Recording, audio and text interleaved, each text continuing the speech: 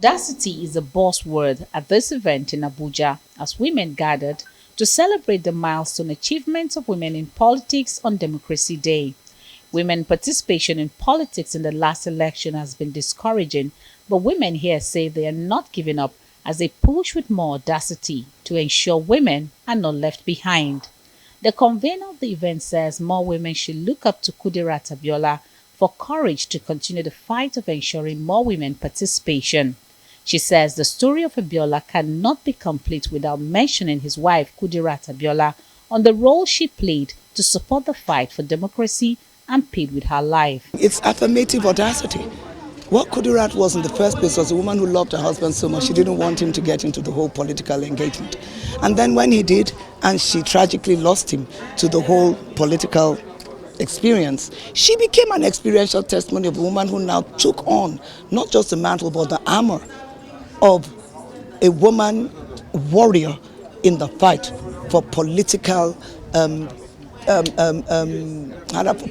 for political positioning, not for herself, but for her generation, for her gender, but most importantly, as a memorial to her husband's sacrifice. For the daughter of late Moshood Abiola, Kudirat Abiola's sacrifices should not be forgotten. When it comes to women's contributions, when people talk about Funmilayo Ransome Kuti, for instance, you're more likely to hear she was the first woman to drive, and not really the other contributions that she made to whether it was the women's movement or our democracy, our independence struggle. It's most likely the softer things like she was the first woman to drive. So that's a very valid point you raised. She was my stepmom. Her children have been very active in the campaign they were very active in the campaign for democracy as well.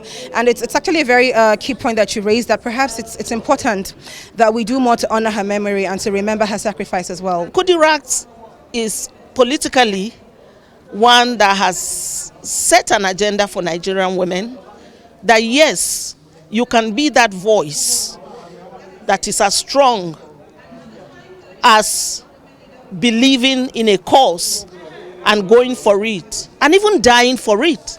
Leaders here are also calling on President Bola Tinubu to consider more appointive positions for women in his cabinet. The women should first of all understand that they have large number of voters. About 49 million women are voters, close to men. And when you experience voters apathy, women are out. So that means we have more number of women voting than men. So with that realization, they should now know that it's time to mentor.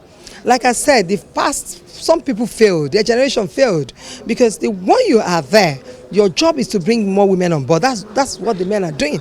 So why can't we do it? The Nigerian women said they have been marginalized for too long, but with President Tinubu's administration, they are hoping that more women will be appointed to be part of nation building, considering the June 12 struggle. Punaraman Benjamin, Arise News.